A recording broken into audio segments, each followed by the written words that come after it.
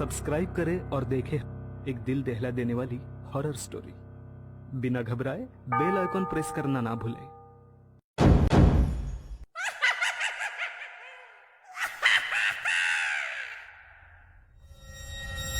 इस कहानी के लेखक है विजेंद्र कुमार कर्ण। मौसम सुबह से ही बहुत खराब था।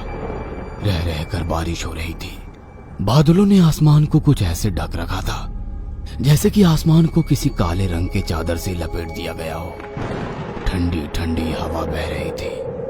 कॉलेज के हॉस्टल की खिड़की से बारिश को निहारते अंकित को अपने गांव की बहुत याद आ रही थी।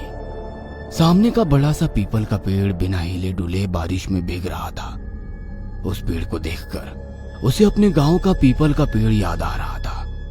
पूरे गांव में उस पेड़ के बारे में ना जाने कितनी बातें कही जाती थी। कोई कहता कि उस पर भूत रहते हैं, तो कोई कहता कि किसी प्रेत ने उस पर अपना आशियाना बना रखा है।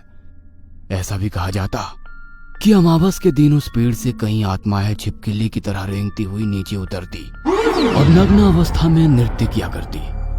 गांव के लोग कहते कि इस दिन आत्माएं नृत्य के बाद अपना शिकार करती हैं। अमावस की अगली सुबह उस पेड़ के नीचे खून ही खून गिरा मिलता। सदियों से ऐसी मान्यता रही है कि पीपल के पेड़ पर भूत प्रेत पिशाच का वास होता है। अंकित मन ही मन सोच रहा था कि हॉस्टल में खड़े इस पीपल के पेड़ पर भी क्या भूत प्रेत रहते होंगे। तभी बाहर से किसी ने उसके कमरे का दरवाजा खटखटाया। उसने दरवाजा खोला तो उसके सामने उसके ही उम्र का लड़का जिसका नाम नीरज था वो सामने खड़ा था। हाय, मैं नीरज हूँ। ये कमरा मेरा है। आई मीन हम दोनों इस कमरे को शेयर करेंगे। तुम्हारा नाम क्या है? मैं अंकित हूँ। शहर का सबसे बड़ा इंजीनियरिंग कॉलेज अंदर से कैसा होता है नीरज और अंकित दोनों ने पहली बार देखा था। वे दोनों ही गांव के थे। इंजीनियरिंग की टेस्ट में दोनों की ही अच्छी रैंक आई थी, इसलिए उन्हें यह कॉलेज मिला था। अंकित का डिपार्टमेंट सिविल था और नीरज का इलेक्ट्रिकल। जल्द ही दोनों काफी अच्छे दोस्त बन गए। अंकित एक गरीब किसान का बेटा था। उसके पिता के ऊपर बहुत कर्ज था। इतने अच्छे कॉलेज में स्कॉलरशिप के कारण उसे एडमिशन तो मिल गई, फिर भी वो एडमिशन लेना नहीं चाहता था। वो अपने पिता की मदद करना चाहता था, लेकिन उसके पिता नहीं चाहते थे कि जैसा कर्ज भरा जीवन उन्होंने देखा है वैसा ही उनका बेटा भी देखे। इसलिए उन्होंने अपने सर की कसम खिलाकर अंकित को पढ़ने के लिए शहर भेज दिया। ये सारी बातें अंकित ने नीरज को बताई थी। नीरज की कहानी भी कुछ ऐसी ही थी, इसलिए दोनों में खूब पटती थी। लेकिन इन दिनों नीरज कुछ परेशान सा रहता था। अंकित ने उससे कई बार पूछने की कोशिश भी की, लेकिन वो कुछ नहीं बताता। उसका व्यवहार कुछ बदल सा गया था। कई बार तो वो रात को जागकर उस पीपल के पेड़ की ओर घूरता रहता था। एक दिन जब वो कॉलेज से हॉस्टल के कमरे में आया तो उसके सिर पर पट्टी बंधी थी। अंकित ने उससे लाख पूछने की कोशिश की कि ये चोट कैसे लगी, लेकिन नीरज ने कुछ नहीं कहा।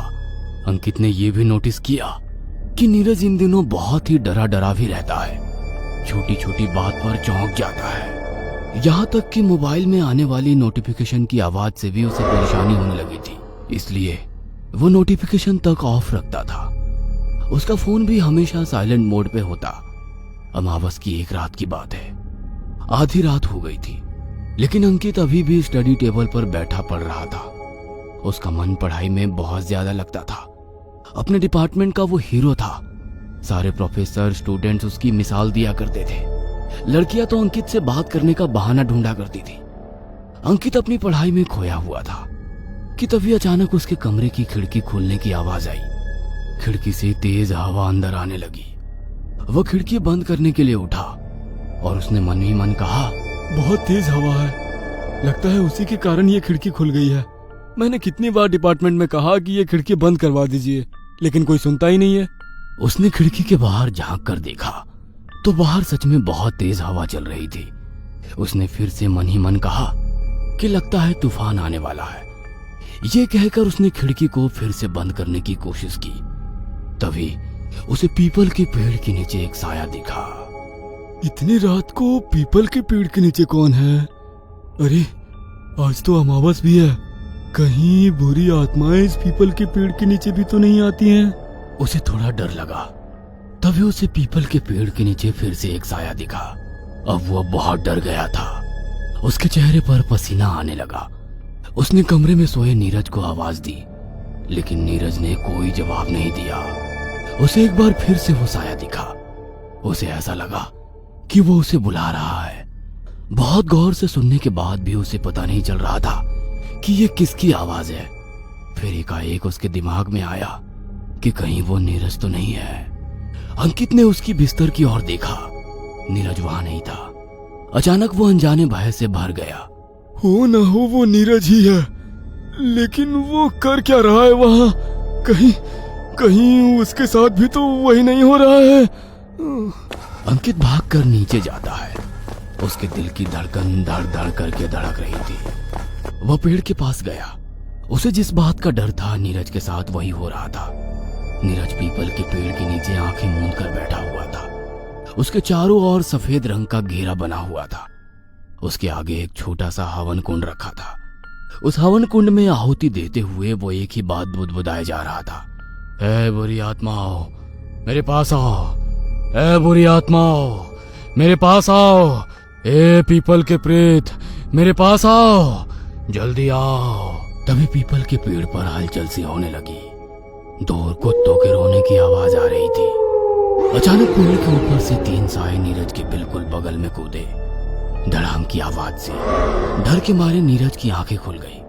उसने देखा कि काले कपड़ों में लिपटे 3 साए उसके आगे खड़े हैं। उनके मुंह से खून टपक रहा है। उनके हाथों में मांस का बड़ा सा टुकड़ा भी है। शायद किसी भैंसे के शरीर का टुकड़ा था वो। उनकी भयंकर शक्ल देखकर नीरज का शरीर बर्फ की तरह ठंडा हो गया था। वह चीखना चाहता था, लेकिन ऐसा लगता था कि जैसे उसकी बोलने की शक्ति अचानक से खो गई है। वह साए अब भी उसे ही घूर रहे थे और उसकी तरफ भयानक आवाज निकालते हुए बढ़ रहे थे। लेकिन इस बीच नीरज और उसके साए के बीच अंकित खड़ा हो गया। उसके आते ही कुछ देर पहले जो हालत नीरज की थी, वही हालत उन तीनों सायों की हो गई थी। वह थर थर कांप रहे थे। उसके बाद वे तीनों साए वहां से सिर पर पैर रखकर भाग खड़े हुए।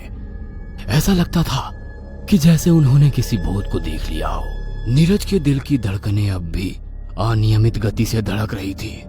उसे समझ नहीं आ रहा था कि यह अचानक से क्या हो गया। उसने अंकित की ओर अपनी नजरें उठाकर देखी और उससे कहा, कौन थे वो?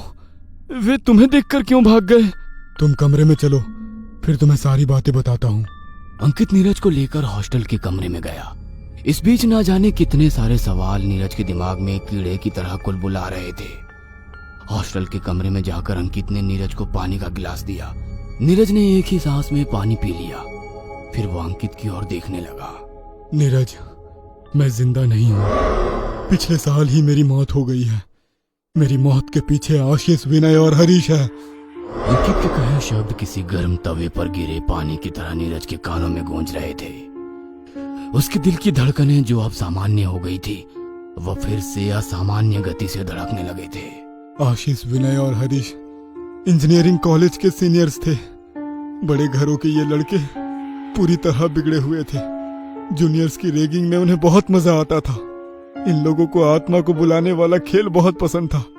ये हर जूनियर से एक बार ये खेल अमावस की रात में करवाते थे।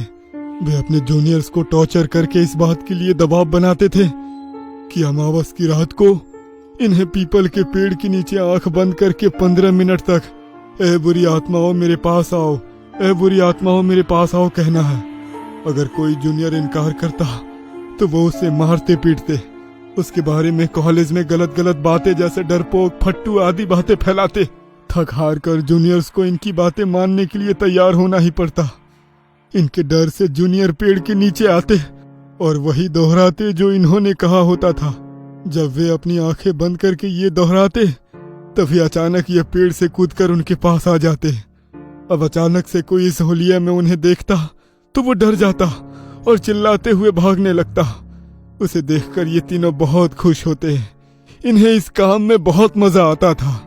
उसके बाद ये तीनों भागते हुए जूनियर की अपने अपने मोबाइल से वीडियो बनाते।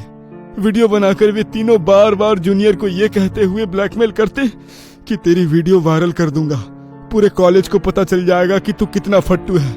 अगर तू चाहता है कि वीडियो वायरल ना हो तो जो हम चाहे वो करना होगा। उसके बाद उसके बाद ये जूनियर से अपनी उल्टी सीधी मांग ही पूरी करवाते। इन मांगों में कॉलेज के बाहर से सिगरेट, शराब लाने से लेकर इनके असाइनमेंट तैयार करना और कपड़े धोने तक शामिल होते। अब किसी को भी अपनी इज्जत प्यारी होती, इसलिए वे इनकी मांगे मान लेता। मेरे साथ भी इन्होंने यही किया, लेकिन मैं दिल का कमजोर निकला। इनके डराने से मुझे हार्ट अटैक आ गया और मैं मर गया। आशीष, विनय और हरीश की रैगिंग उन पर भारी पड़ गई थी। पेड़ के नीचे निर्दोष अंकित मरा हुआ पड़ा था। उन तीनों को समझ आ गया कि वे बुरी तरह फंस गए हैं और उन्हें जेल हो जाएगी। इसलिए उन्होंने रातों रात अंकित की लाश को शहर के बाहर वाले नाले में फेंक दिया। बाद में अंकित की लाश कॉलेज वालों को मिली तो उन्होंने यह अफवाह फैला दी कि पढ़ाई के प्रेशर के कारण अंकित ने आत्महत्या कर ली है। मेरा शरीर तो खत्म हो गया, लेकिन उस दिन से मेरी आत्मा यहीं भटक रही है। नीरज, मैं चाहूं तो इन तीनों को कभी भी मार दूं, लेकिन उससे मुझे मुक्ति नहीं मिलेगी। मैं चाहता हूं कि रैगिंग जैसी बीमारी से हमारा कॉलेज का कैंपस आजाद हो, ताकि कल को कोई और अंकित ना मरे। मैं चाहता हूं कि तुम ये सारी बातें प्रिंसिपल सर को बताओ। इन लड़कों को सजा मिलनी चाहिए। नहीं तो कल मैं था, आज तुम थे, फिर कल किसी और की बारी आएगी। नीरज उसी समय प्रिंसिपल सर के घर पर गया, उन्हें सारी बातें बताई। प्रिंसिपल सर को पहले तो विश्वास नहीं हुआ, लेकिन नीरज ने बताया कि ये सारी बातें उसे अंकित ने ही बताई है और अंकित इस समय इस कमरे में मौजूद है। वे हमारी बातें सुन रहा है। अंकित की मौत पर प्रिंसिपल सर को थोड़ा शक तो जरूर हुआ था कि इतना ब्रिलियंट लड़का पढ़ाई के प्रेशर के कारण आत्महत्या तो नहीं कर सकता, लेकिन फिर उन्हें लगा कि क्या पता अंदर ही अंदर कोई प्रेशर अंकित पर हो। आधी रात को पुलिस की गाड़ी की सायरन की आवाज कैंपस में गूंज रही थी। आशीष, विनय और हरीश के हाथों में हथकड़ी थी और पुलिस ने उन्हें अपनी गाड़ी में बिठा रखा था। पहले तो उन्होंने इन सब बातों से इनकार किया, लेकिन पुलिस के डंडे और अंकित की गवाही से सारा सच बाहर आ गया था। पुलिस की गाड़ी उन्हें लेकर कैंपस से बाहर जा रही थी। पुराना पीपल का वो पेड़ पीछे छूटता जा रहा था। नीरज की आंखें अंकित को तलाश रही थी, लेकिन वो उसे कहीं दिखाई नहीं दे रहा था। ये कहानी आपको अच्छी लगी हो तो हमें सब्सक्राइब करें, हमारा इंस्टाग्राम और फेसबुक पेज जरूर फॉलो करें। और हाँ दोस्तों, सब्सक्राइब करना भूलना मत।